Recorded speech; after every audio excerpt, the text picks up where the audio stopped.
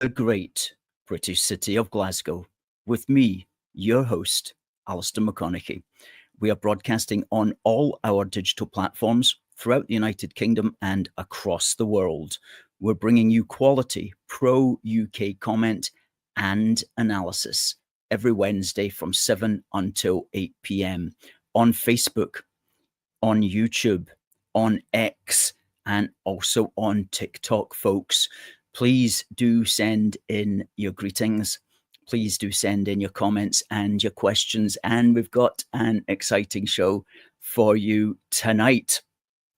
At 7:30, we've got friend of the show, Ash, Preston Journalist. He's going to be coming on. We're going to be talking about the Labour leadership crisis.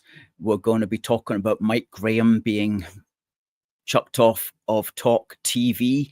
We're going to be talking about other things as well, which are affecting our nation. And prior to then, we're going to be talking about our street stall, which we had on Saturday, and also a fantastic piece of detective work, which A Force for Good has done. And folks, we have caught the so-called stand up to racism people in a ridiculous and indeed a dangerous lie. And we're looking forward to exposing that. And it involves Police Scotland, and it involves a Freedom of Information request, which we made after we read a story in the National that struck us as just too far-fetched to be true. All of that's coming up, all of that and more. So folks, tell us where you're watching from and send in your comments. And please, if you're watching on X, give us a repost. Give us a quote repost as well, which will enable us to repost you. If you're watching on YouTube, please give us a like. And if you're not already, please subscribe and hit that bell for notifications. And if you're watching on Facebook, give us a like, folks, and please give us a share, because it helps the message to get out there to literally the wider world.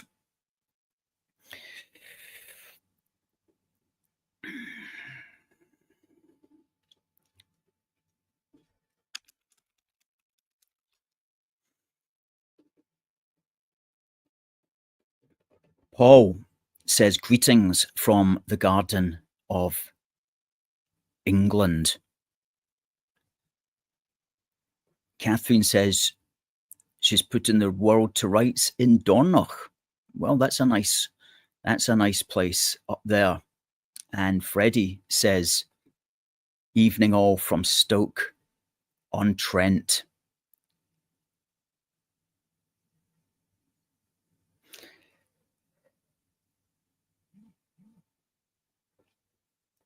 Now, folk joining on TikTok as well, tell us what you think about our great nation if you're watching on TikTok. We are very much for the United Kingdom. We are a pro-UK organisation. We've been on TikTok for a while. Please do give us a follow if keeping the British end up is your bag on Twitter. Now, and on TikTok. Now, let me just check up on something.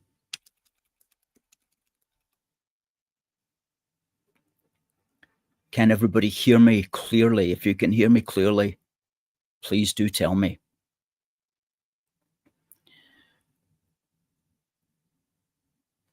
Catherine says she's also got family there. Now, on Saturday, we were out in the great British city of Glasgow. We like to get out once a month, thereabouts. And we had another of our street stalls and went extremely well. We love to meet the great British public. They love to see us flying the flags. And we've got a picture. It was Remembrance Saturday, and we had a Lest We Forget flag up there. And we also had our AFFG flag, which is the one in the background. And I just snapped that picture when the flag appeared to get intertwined with the other flagpole and looks quite good. But people see these flags from a long distance away. The one there on the left-hand side, that's like 7 meters high. The other one's 6 meters high. So these are taking up all of the street there in Glasgow, and people see them from a long way away. Okay. There's part of our table team, just as we began. We love the great British city of Glasgow, aforceforgood.uk. We're all ready to start the day and greet the public. Okay. And there's two legends, one of which includes myself and our other great member of the table team there. Okay.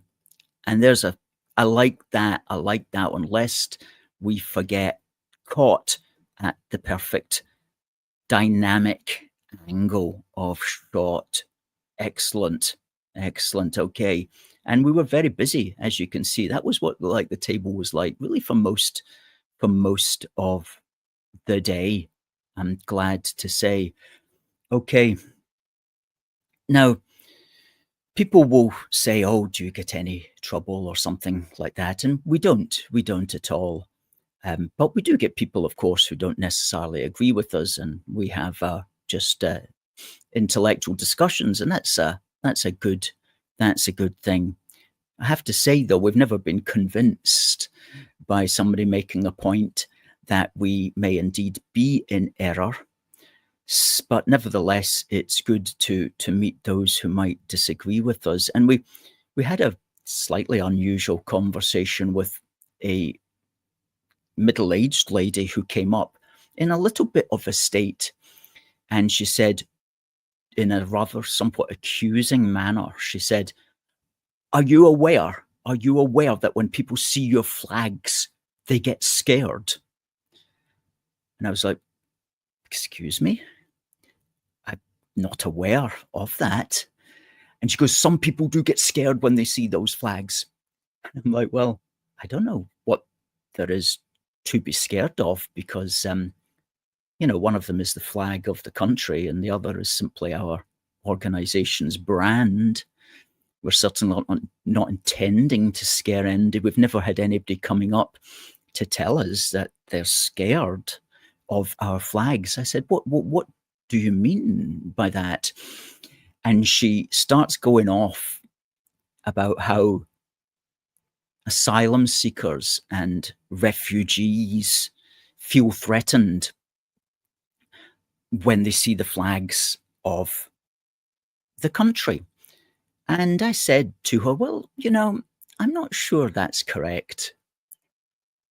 I doubt that they really are scared by seeing the flags of the country. And it is, if they're asylum seekers and refugees, it is the flag of the country to which they have sought refuge. So why would they be scared of the country's flag if they are literally seeking refuge in that country? There's no reason for them to look on the flag with fear. One would think that if they're seeking refuge here, they would very much look on the flag with favor, with gratefulness, one would have thought. And that didn't actually convince her. So she tried another tact. And she said, are you aware that these people are escaping great harm? And I goes, well, that's very much a matter for political debate. Not everybody necessarily agrees with that. You've got to be very diplomatic when you're on the street, of course, because you don't want to create any kind of issues on the street. So she then starts being slightly accusatory, saying, well, what would you do? What would you do if you were going to be threatened with prison? Surely you'd want to flee somewhere too.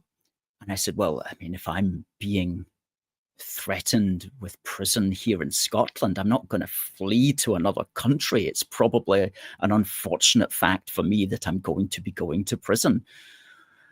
And so that's not what she wanted to hear. She wanted to hear that I was going to try to run away somewhere. And so she started another tack, which was, well, what if they were going to kill you? What would you do then? And he goes, well, one would just have to stand and do one's best to defend oneself and to fight to protect whatever it was that they were trying to presumably take. And she goes, no. If you had to flee somewhere, where would you flee? If they're trying to kill you, where would you flee to? And I goes, well, I mean, if you're putting me on the spot, if I had to flee somewhere, I'd probably flee to Edinburgh. At which point she goes, oh, well, I've got to go. I've got to go. I'm very busy this morning. I'd love to stay and chat, but I've got to go. I've got to go. Goodbye.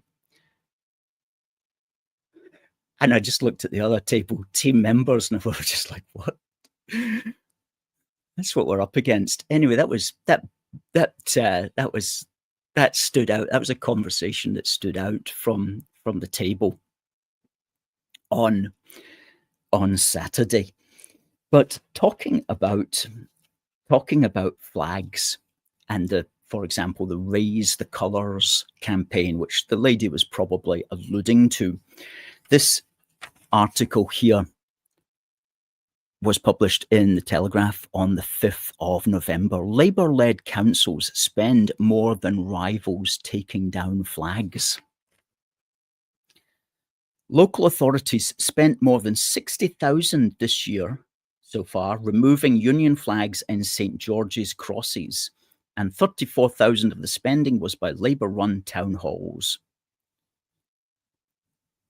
Data from Freedom of Information requests reveal that York Council spent the most, £16,378, on dealing with 5 places where flags had been raised. These are crazy numbers for just sending somebody up a flag. It's sending somebody up a pair of ladders with a pair of snippers. I mean, I don't understand how those costs can mount up.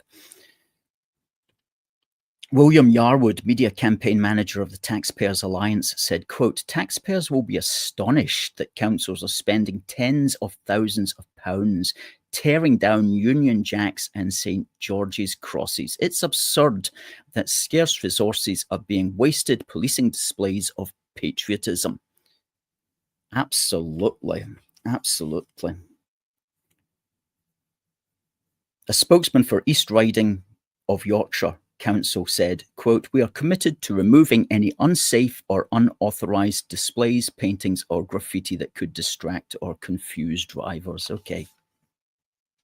That's your excuse. Well, talking about taking down flags, have I got a story for you coming up in a few minutes. Let's say hello. Let's say hello to some more people. Hi to Oksana, who says the sound's coming in fine. I think that was just the first few seconds that it didn't work. Hello to Derek. Oksana Reese says, was the woman English? She was, I think she might have been Scottish, but she was certainly British. Yes, she wasn't a foreigner, I should say. She was a sort of liberal Democrat type of person without wanting to be offensive to liberal Democrats. But you know what I mean when I say that, right? That sort of type.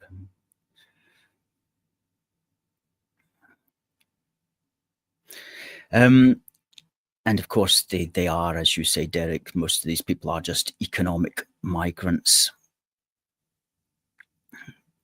And Stephen says the same thing. And that Migration Watch has proved through its study that most incomers are economic migrants. Catherine, if you were there, you would definitely have enjoyed it. You would have definitely enjoyed that conversation. Ridiculous. Paul says, Alistair, to what extent should we support the British Broadcasting Corporation? I like the idea of a British national broadcaster, and some people still see the BBC as a treasured national institution. Paul, I know what you mean.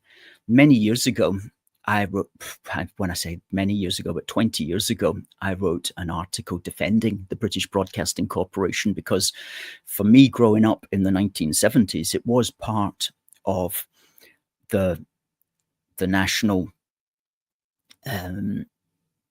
psychology, really. It was the back when there was only like 3 channels, BBC, BBC Two, and ITV. That was back in the days when BBC One was for the normal people, BBC Two was for the clever people, and ITV was for the Scottish nationalists. And the world was perfectly ordered as a consequence of that.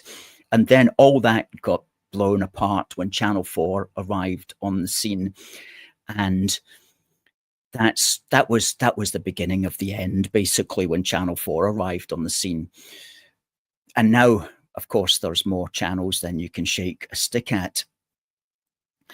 But I still have an attachment to the BBC, and I like the idea, as you do, of a state broadcaster. I think that's a good thing, and I'm not opposed to the concept of a state broadcaster. But I do realize, as the years have passed, that the BBC has fallen short in many ways, and this ridiculous situation that they got themselves into with the Trump statement. Trump, they I don't know how many people have seen it, but Trump says we're going to march down to Capitol Hill and we will fight. And what the BBC did was they spliced those 2 sentences together, when in fact those 2 sentences are separated by about an hour's worth of speech. And his fight thing is in reference to fighting to get the truth about the electronic counting machines. So they really did. They'd made a big mistake, and they're going to suffer for that. And I would like to see a British Broadcasting Corporation run like people by myself, run by people like Paul Hadlow, run by people like John Reith, the first ever Director General. If we had that sort of thing, then the state broadcaster would be absolutely great. And every night it would have people like us on describing how you stop the channel traffic and how you stop all these asylum seekers taking advantage, and how you stop knife crime and all that sort of stuff, if we had a real state broadcaster instead of basically an arm of the liberal state or even the deep state. So to answer your question, I have an attachment to the British Broadcasting Corporation, but it's at this present moment, it is its own worst enemy. But I'm not one of these people that goes against it, like shouts against it and stuff like that. I think that's just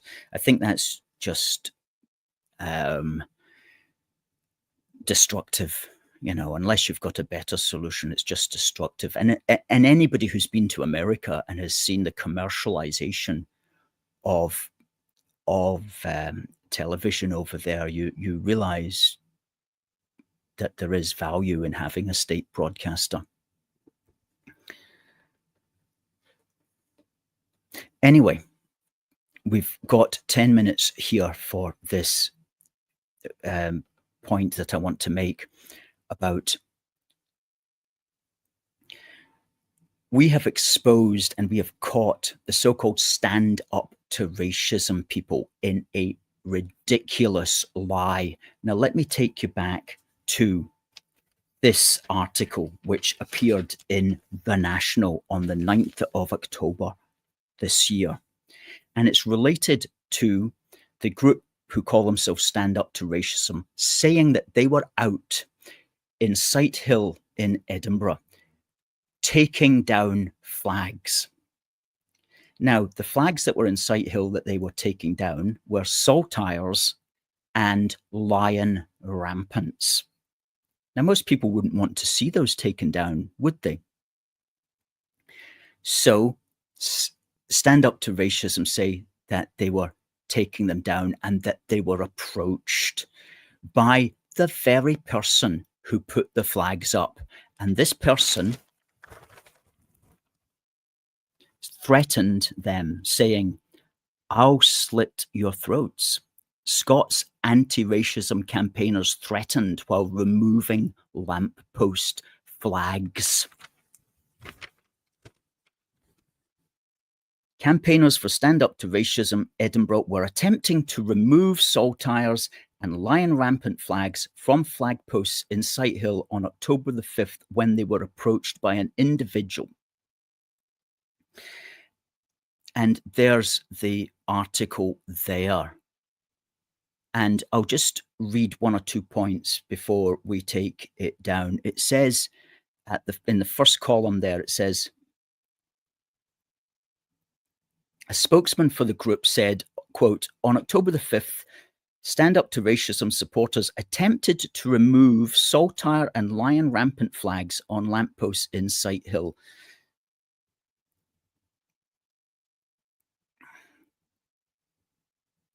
If there was any doubt about the message these flags are intended to carry, it was dispelled by what happened next.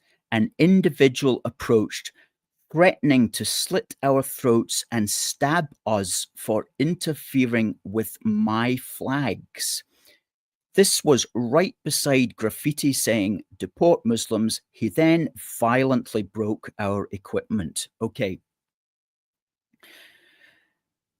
So I'm looking at that and thinking, that's a serious accusation that they're making. Somebody was threatening basically to unalive them.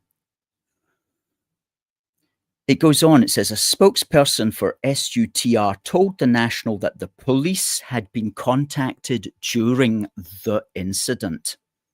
A spokesperson for SUTR, Stand Up to Racism, told the National that the police had been contacted during the incident. And this person goes on saying, quote, "We didn't want to confront this person. There were 5 of us and one of them. They repeatedly said, 'I'm a patriot. I hate you lefties.' It's pretty clear that they were coming from the far right, not as a normal person supporting independence." Close quote. Now, I read that and I've been graced in many ways with a fine ability to detect political propaganda, to be able to tell the difference between something that sounds like that could happen in reality and something that's absolute nonsense. And straight away, I thought to myself, if they were out indeed taking down saltires and lion rampants, most people wouldn't want to see that. So they'd better have a good excuse why they're taking that down. So I thought to myself, I bet you they came up with that story, that lie. I bet you they fabricated that in order to justify their taking down these flags. Because they go into great depth here. They say it's pretty clear that they were coming from the far right, not as a normal person supporting independence. So they're making it clear that this person who objected to the flags was this far right violent nutter. And thereby they're defending the fact that they've taken down those flags because they were put up with in a very bad spirit and not by a Scottish patriot, but by this real mean, angry person. So I thought that that's just a lie. That's just a lie, certainly intended to justify them removing saltires and lion rampants, not even Union Jacks, saltires and lion rampants. So I thought to myself, this is my job. I'm going to get to the bottom of this, because if the police were contacted, the police will be able to fill me in on all of this. So we do have this excellent act in the United Kingdom, and it's called the Freedom of Information Request. So I wrote to Police Scotland on the no, we'll just take that off at the moment. I wrote to Police Scotland with the Freedom of Information request, and I sent a copy to them of that article, and I took them through it. And I said that this appeared in the National, and that it concerns these people who claim that they were essentially violently approached, and that they contacted you about this. So please, I would request the following information. Were Police Scotland indeed contacted by these people, quote unquote, during the incident, as they claim, or perhaps after the incident? 2, did the police attend the scene of the incident at the time or at a later date? 3, if so, was anyone arrested on the scene or arrested at a later date for such a fray?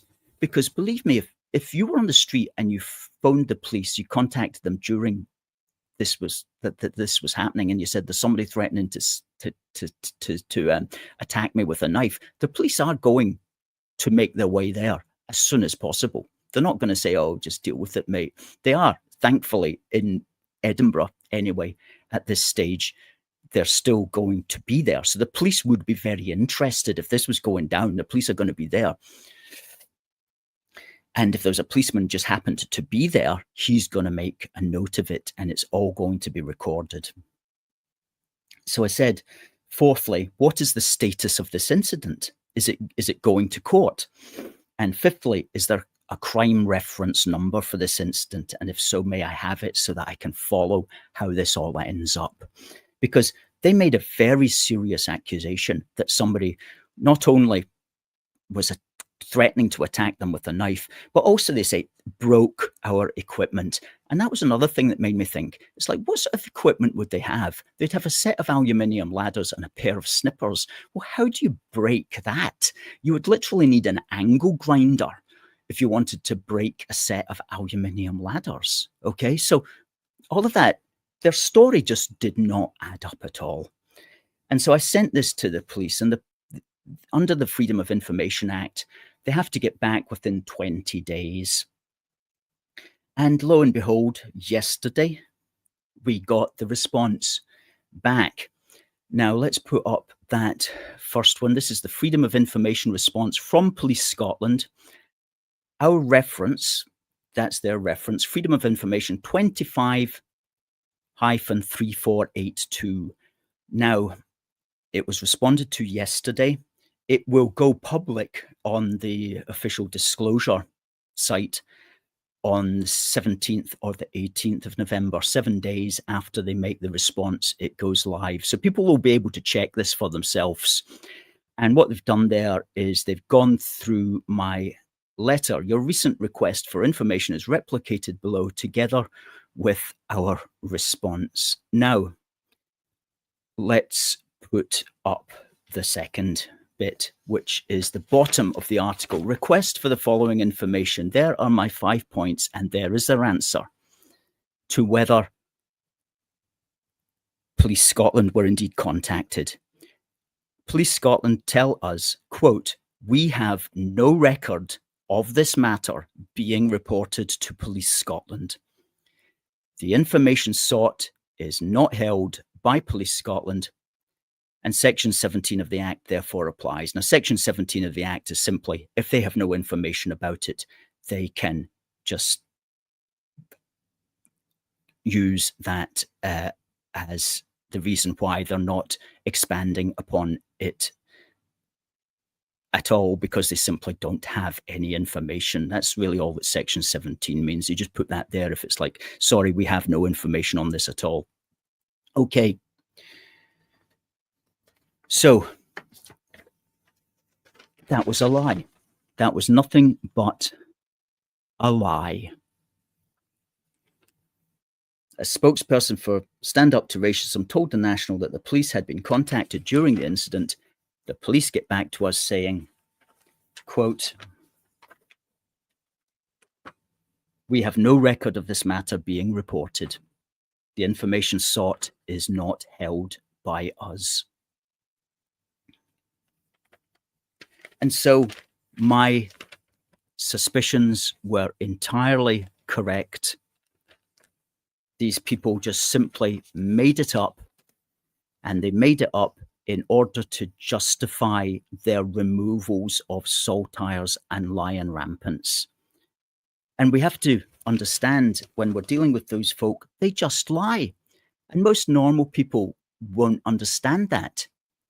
Most normal people will be like, nobody's going to lie about something like that. You don't understand these folk. They just lie.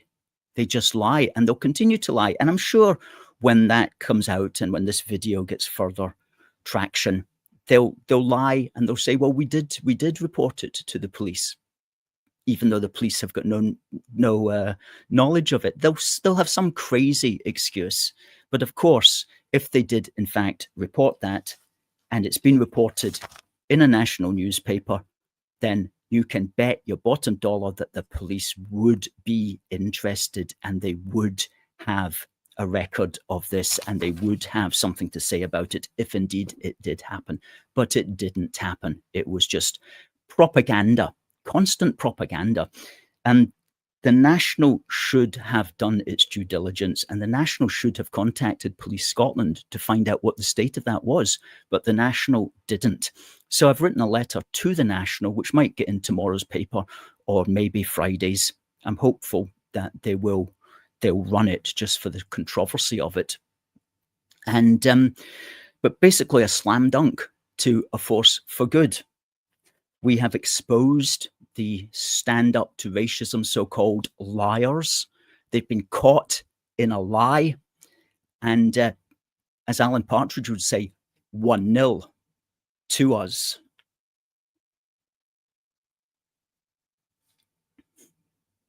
I hope you enjoyed that report. And folks, we've got a great guest, Ash, coming up in a minute or so. Folks on TikTok, I'm going to have to say goodbye to you guys. And if you want to watch the interview with Ash, please go to youtube.com/UK A Force for Good. See you around on TikTok.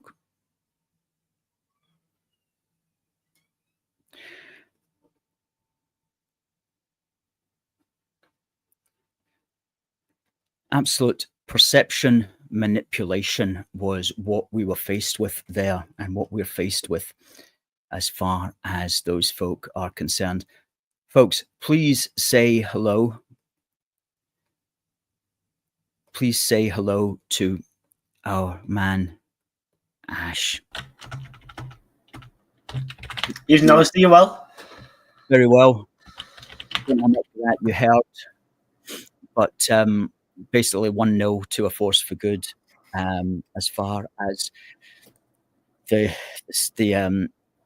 crazy carry on of pretending that they were being attacked, physically attacked, when in fact they just make stuff up. Absolutely ridiculous. Hardly surprising, though. Hardly surprising. Well, you've been knocking it out the park, as always, on your YouTube channel. You've got 55,500 followers now, which is great. You put out a lot of stuff. I noticed that one of the stories you put out today was regarding what the Starmer leadership rumors. Do you think there's any truth to that? Yeah, very much so. Yeah, there's big rumors, there's big truth behind it. Yeah, I'm not saying definitely that what's coming out of number 10 now is accurate. I think number 10 are looking grasping at straws, if you will, and they're trying to frighten anybody off from launching some sort of leadership challenge in the near future. They're trying to defend Starmer. That's their jobs, I suppose, inside number 10, which is fine. But in doing what they've done, Downing Street, which is just an act of great stupidity, they've fired the starting gun, if you will, on their own leadership contests. So, not an outcome they wanted. They wanted to get rid of the leadership contest, but by making this public now, letting everybody know what's going on, they've now started this.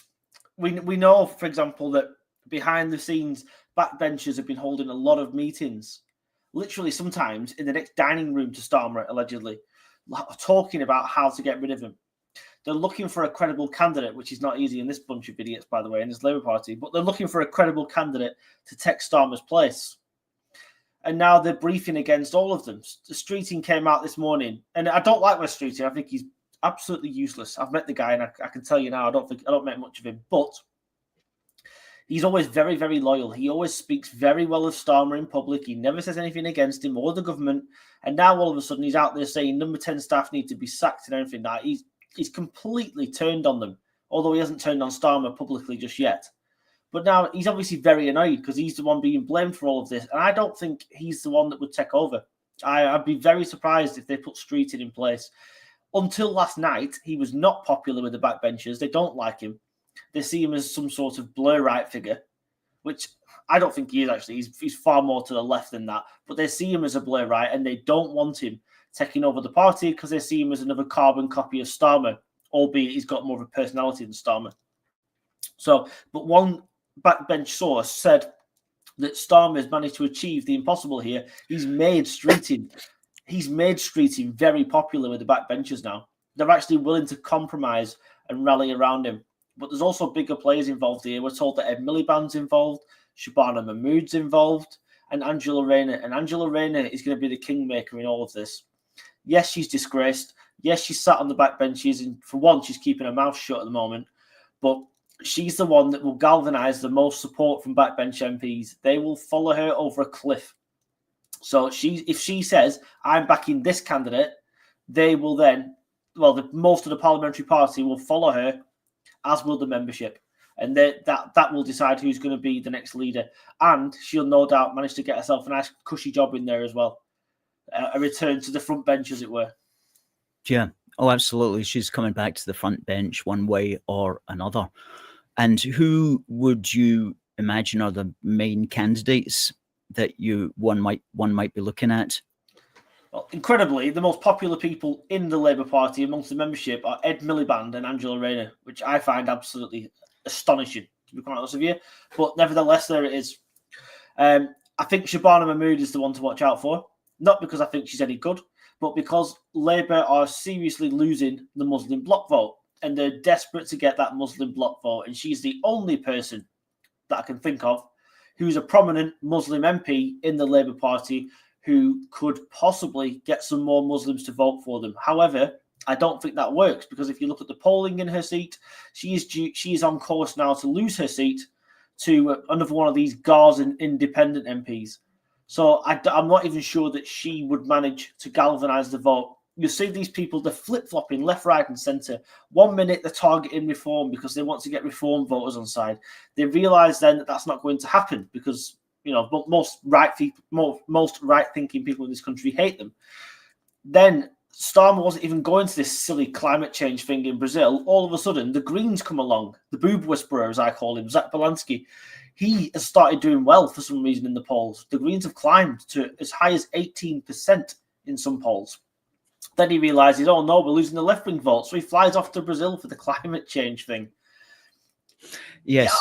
Yeah, they're stuck losing voters at both ends, as it were.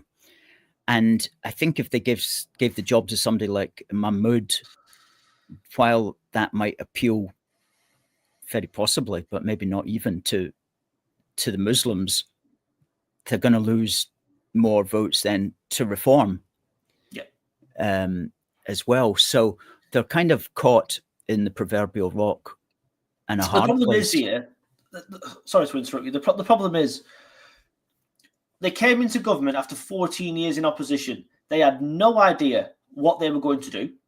They had no real plans for government, and they've spent their entire time trying to appease voters that don't like them.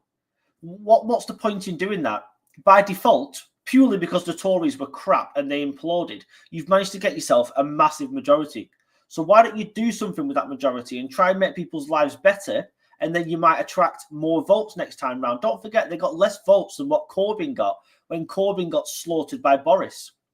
So a bit of contrition, a bit of a bit of, hang on a minute, we're not that popular. Let's try and do something good and get people on side, prove to them that we're worthy of their votes. But they've done none of that. They're spending their entire time trying to focus on people who probably aren't going to vote for them anyway. I'm a Reform UK member now, and I wouldn't vote for Labour in a month of Sundays. I never have, and I never, ever will, because I don't trust them.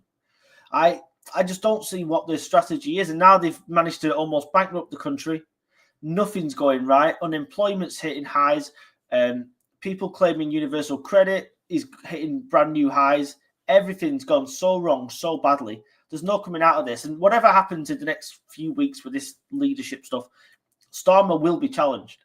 Whether it's straight after the budget or not, I don't know. I think it's much more likely it's May. I said months ago now that there will be a general election in 2026. And I said this on camera, and everybody laughed. Nobody believed me. And I said, watch out for it. It's coming. And it is coming. I still believe we're going to get that general election next year, because Starmer will not want to hand over his job to anybody else. His ego is far too big. He believes himself to be this wonderful statesman, and he genuinely believes it. It's false, it's rubbish, but he believes it. And he would rather call a general election than allow anybody to dethrone him, if you will. Do you know, that sounds really quite convincing, and it's not a thought that I had really entertained, but that could very well happen, because next May, of course, we've got the Scottish and the Welsh elections. And I think on the same day, we've also got a whole raft of other more English council by-elections. Sorry, council elections. Yeah. And Labour probably will not do very well at those, and it's going to look pretty bad for Starmer. And that is when they could pounce on him, as it were. Definitely. And he could, as you say, just stick to his guns rather than facing the indignity of being removed by his own people. He could take it to the country and see what the country thinks. He's just lost Caerphilly in Wales. That has been Labour for over a century. Even during the days of Thatcher, when Labour were getting absolutely slaughtered, that seat still stayed Labour. It's never voted anything else. And despite the people they wanted for Brexit, they still voted for Corbyn and kept it Labour. Starmer is the first one to lose that seat. In Scotland, Labour are projected to lose all but 2 of their MPs at the next general election, whenever that may come. They're going to get absolutely slaughtered in the Holyrood elections. And in England, it's going to be even worse, I think, than what it is in Scotland. And if he loses control of Wales as well, which it's looking very, very likely now, Reform will take control of Wales, barring some sort of agreement between Plaid Cymru and Labour again to keep Reform out, then he's in even bigger trouble. The polling in Liverpool, Merseyside is probably the most loyal place to Labour in the entire country. They normally poll at about 80%. They're polling at 34% now. Reform UK are polling at 31%. Even Merseyside, if you can lose Merseyside as a Labour leader, you are finished. And he's lost chunks of Merseyside anyway. Yeah, absolutely. Well, what you mentioned that Reform could take control of Wales. That would certainly be a lot preferable to Plaid Cymru taking control. That's what bothers me, is that they could take control, and with Labour, with a Labour coalition, they would just cut Reform out. We could be looking at that. Maybe even looking at that in Scotland as well. That just depends how the votes fall. But SNP are projected to get the most votes, but they'll get less votes than they got last time. I'm pretty sure of that. But they could still become the main party, and it wouldn't surprise me if they were. But we could have some kind of coalition agreement going on there. Who knows? Yeah. It's going to be very, very interesting, and also quite critical for the future of the United Kingdom, because if SNP won in Scotland and then Plaid one in Wales, and you've got this Sinn Féin head of Northern Ireland First Minister, that's separatist parties that are running those devolved institutions, not necessarily representing the support, not necessarily representing the majority of people in those countries, but nevertheless still holding those official leadership roles, then that could make things quite difficult. But we'll just have to see how all of that goes. But I do agree that Labour seems to have lost its identity there. Paul says lost decades ago and have no foundation. I think that's true, and that's also just to do with the way that class has shifted in the United Kingdom as well. I mean, in the old days, going back to the 50s, 60s, and 70s, when we had a sort of industrial base, huge numbers of people were part of the unions. The unions all supported Labour. And then the economic changes, which have not necessarily been for the better, have come about, and that's broken up those sorts of class divisions in such a way that I think ever since then, Labour have struggled to find a role in things, and they, in the absence of the big industrial working class, they went with diversity and let's be the party of all the small groups. Let's be the party for all the Muslims, for all the various sexualities, for all, they broke society down in that sense and tried to be the party for all of those groups. But they're finding that even that doesn't work, because then all these different groups, they all subdivide into their Gazan independents and Corbynistas, and even the Green Party as well, which is a kind of, I think the reason that this Polanski chap is gaining ground is because he appears to have some sort of economic message which appeals to a certain type of Labour voter, even though it may not be the most realistic. Do you know what Polanski's got, right? I think he's a loon, by the way. Nothing in this world would make me vote for him. But what he's got is a bit of...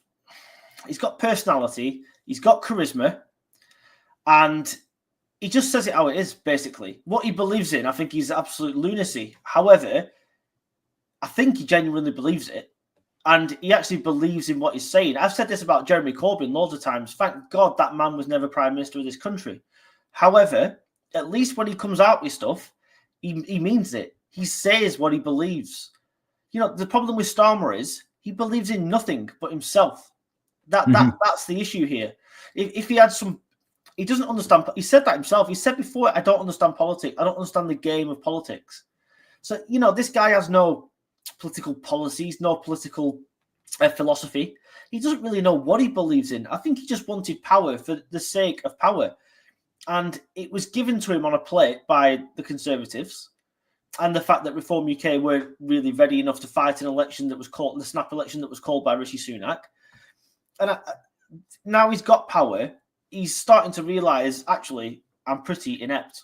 But he's so desperate to hang on to, for his own ego's sake, just hang on to, in his mind, I suppose, his legacy. Like, I'm going to go down as this great statesman of a prime minister.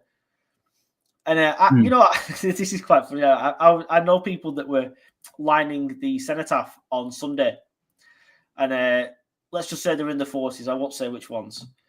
And as they were there, I spoke to them all afterwards, and they were all like, oh, God, I wanted to run over and smack him. Honestly, the armed forces absolutely hate this guy. Yes. So does most of the country. But Polanski has got something going for him. Corbyn's got something going for him. And that's why they will take a few seats at the general election. Not many, a handful. But they will take a few seats. Whoever said that comment about Labour losing its identity was absolutely right. Not just the reasons you gave were correct as well, of course. But the fact that they just want to be all things to all people. There are still millions of people in this country who call themselves working class and are proud to be so. Myself included, still working class people. All right, we don't have the industry we used to. But Labour now has a front bench where not one of them has ever worked in business. Not one of them, you've got all these Oxbridge types on there. None of them have ever been through a proper job in their entire lives. The only person on that front bench who's ever worked in the private sector, and she's the best they've got, and this is frightening, is Rachel Reeves. And look at the mess that she's made. She's the only person who's ever worked in the private sector.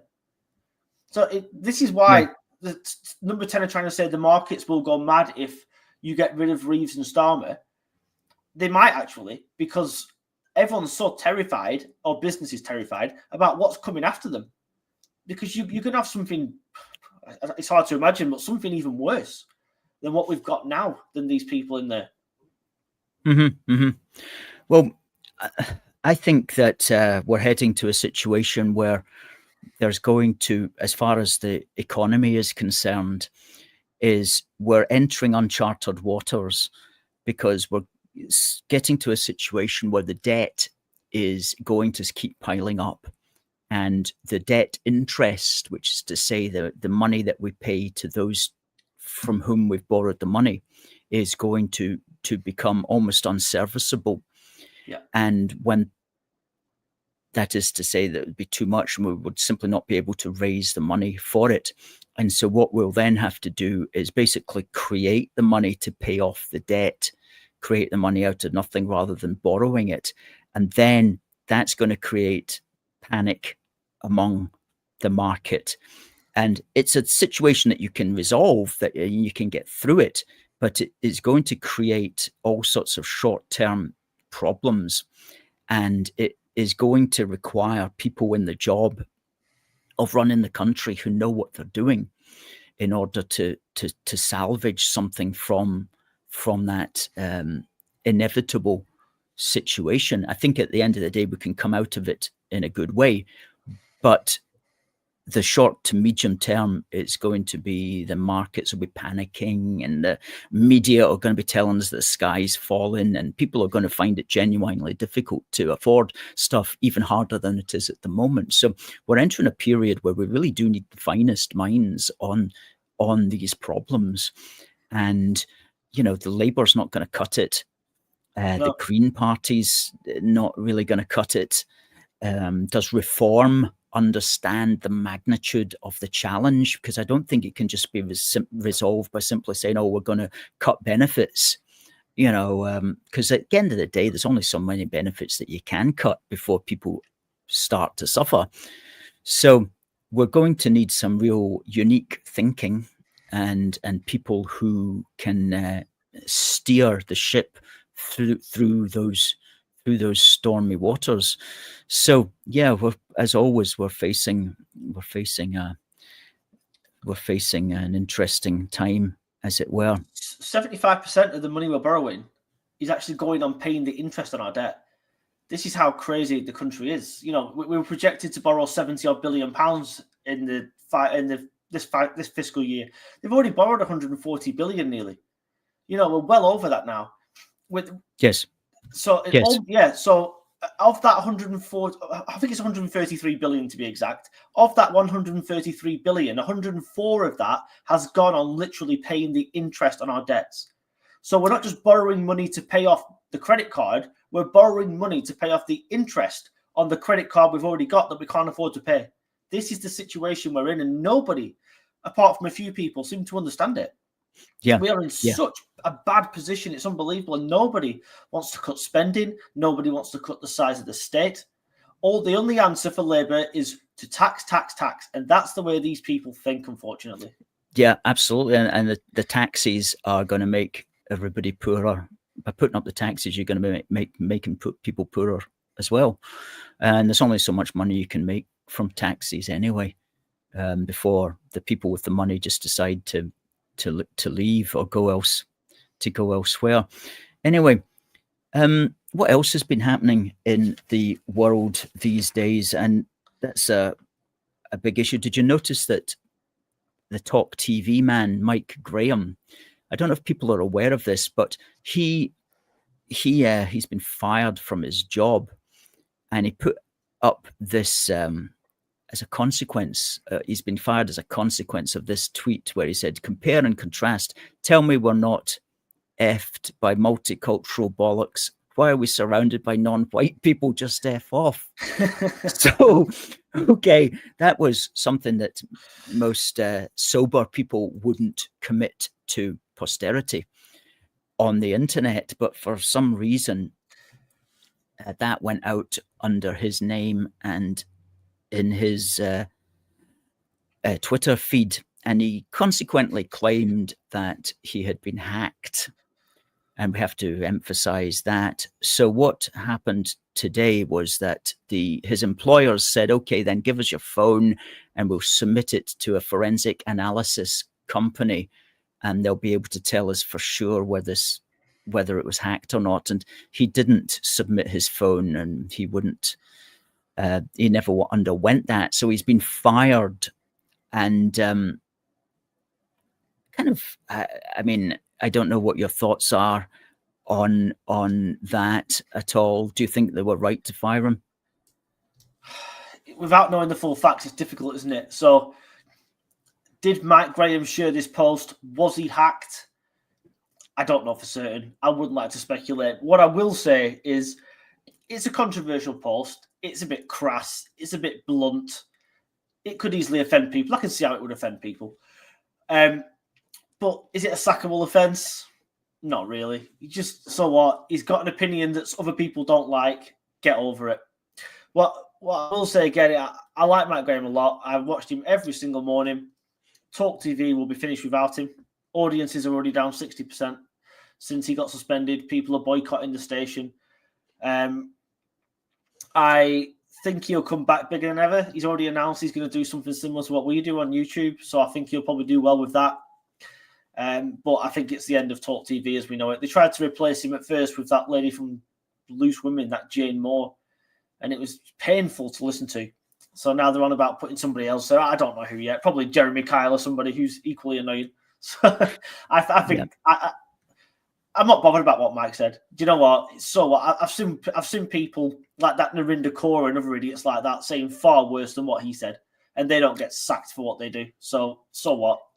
That's right. I think not that you or I would tweet out something like that, but if one did, I think you do have to kind of own it at the end of the day, and you have to say, yeah, well, I said that, and basically, I had a few glasses of wine, but do you know what? I'm not taking it back. Could I have said it in a better way? Could I have said that illegals should be deported? Or there's too many people in the country or whatever, yeah, I could have done that, but I'm not taking it back. And because everybody who watches him secretly agrees with that, and so he's off, as you say now, off of Talk TV, and it's not going to be the same. They've only got Julia Hartley Brewer holding that together, I think, and I don't think she's going to be able to hold the entire channel up on her shoulders. No, so she's the last big name there now. That's right. That's right. And I think Talk TV, whoever owns Talk TV, should have realized that and said, well, you know what, we're just going to have to keep this guy on, even if we personally don't agree with what he said, for the sake of the actual channel. But it looks like they might be sacrificing the entire channel just because of some serious political incorrectness. Yeah, why didn't they just say we've disciplined him, we've spoke to him, right? We've fined him a week's wages, and then we're going to, right, that's it now. We're going to move on, and we'll see how we get on, or something like that. But they've just bowed. They've bowed. I don't know if they're bound by Ofcom or not, but they've bowed to the mob as usual. Yeah, and there was another story this week, I think. Did you mention it, or I heard about it? Was it a footballer or something like that? It's from my own. What was the story behind that? From my own team. So we have a player called Osmajic that plays for us. He's a Montenegrin player. He was accused of racially abusing a Burnley player back in February. The FA couldn't find any evidence whatsoever to support the claims. They brought in 4 lip readers to examine the so-called evidence, of which they found none. And now they've decided that he has to be banned for 9 games on I quote, the balance of possibilities. So it's possible that he could have said something. In other words, that's the reasoning now. You can actually be found guilty when there's no evidence against you. Right. So this player was banned presumably because the other player claimed that he was being racially abused. Yeah. But they couldn't tell from the footage of the person on the film on the park. They couldn't tell what he was saying.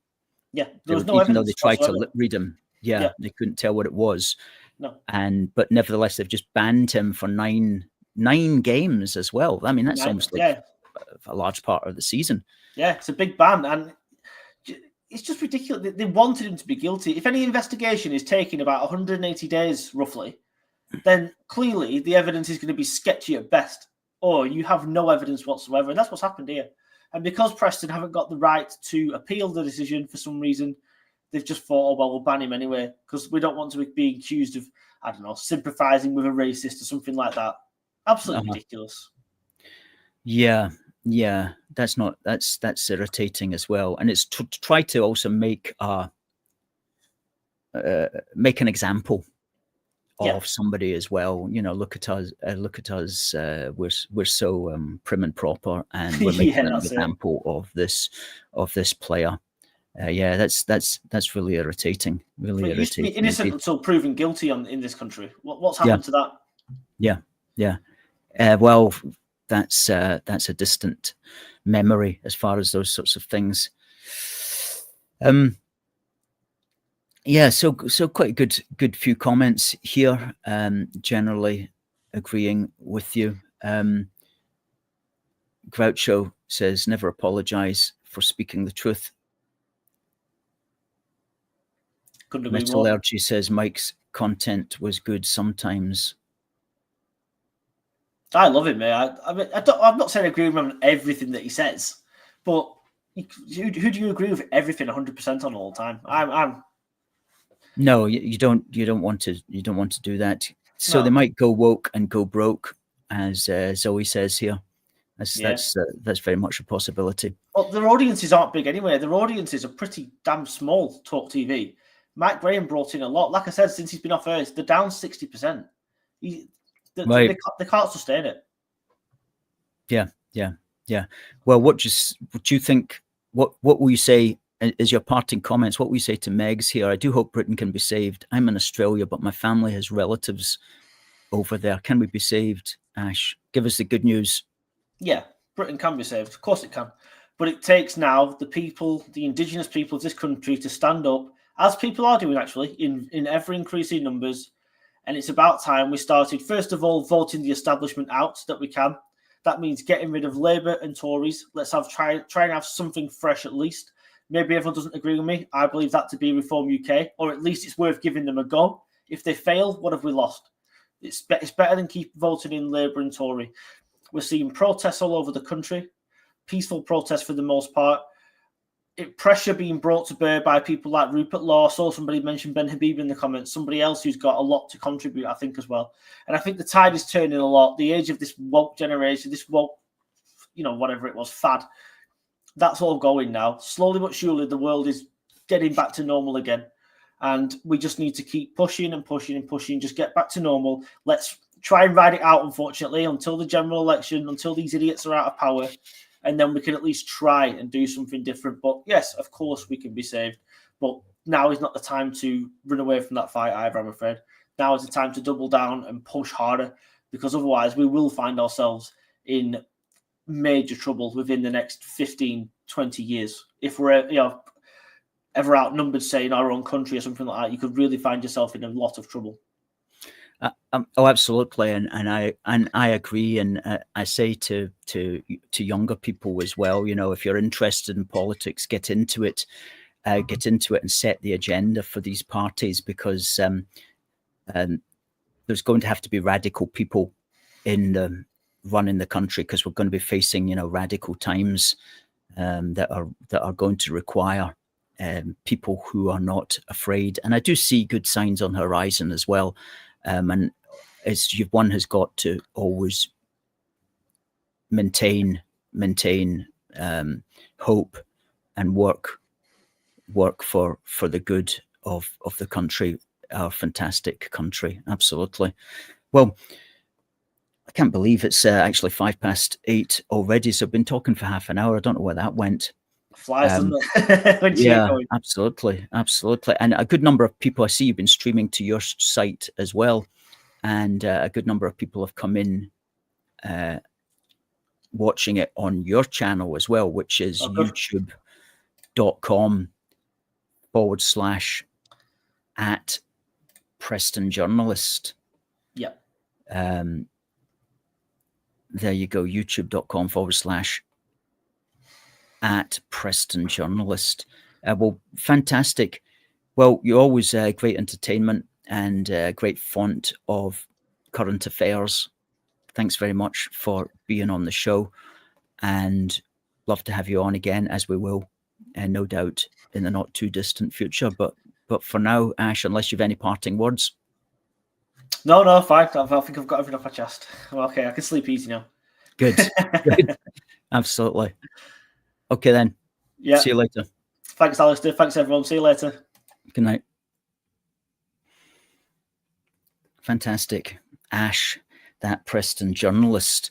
Well, folks, tonight our big story was, of course, we revealed this lie. The notion that somebody tried to threaten the stand up to so-called racism campaigners. We did a freedom of information request to Police Scotland, and Police Scotland had no information about this and had no report on it, even though these people say that they contacted the police. And so 1-0 to us. Now, let's look at one or two of your comments here.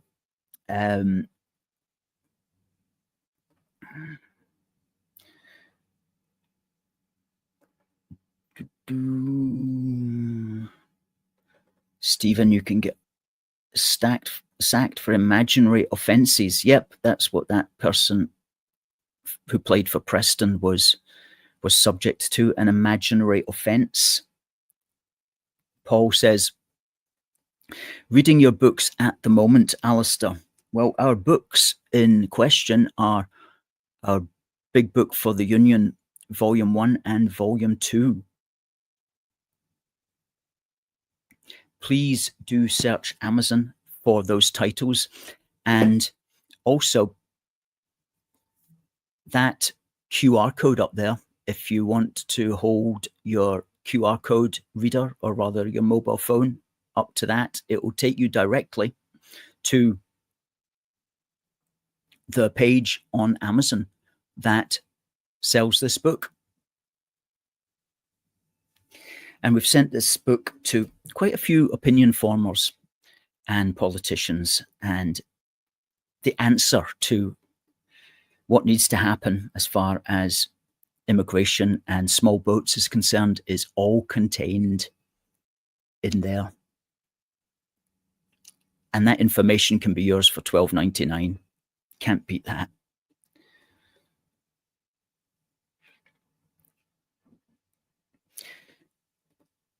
Catherine says, brilliant show, guys. Thoroughly enjoyed it. Thank you, ma'am.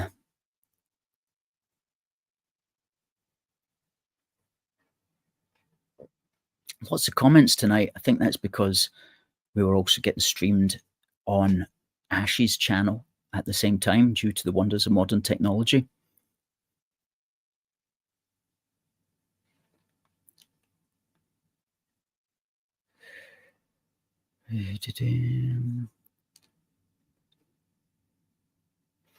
Long fight ahead and won't be easy, says Metallurgy.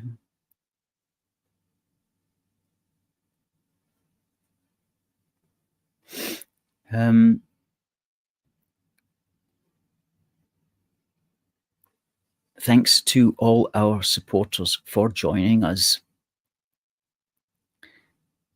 What does this button do? Says, are you going to ignore me? I'm trying to find out something that I can read out that you're saying. What does this button do? Here's one. It's mighty strange that it's Tories that were the ones deemed needing to be replaced first, when it's always Labour causing all our problems and Rwanda was actually working. You're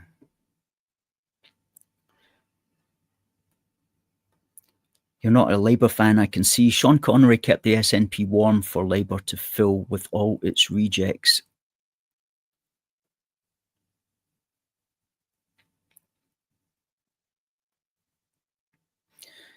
Okay, folks, we're going to be back next week. In the meantime, it just remains for me to say that we will see you next week. We've got another guest next week for another fantastic programme. And hopefully we'll be able to report on the National having run our letter about how they got that report all wrong. And that will be for next week. But in the meantime, let me just say, God bless the United Kingdom and God save the King. See you next week.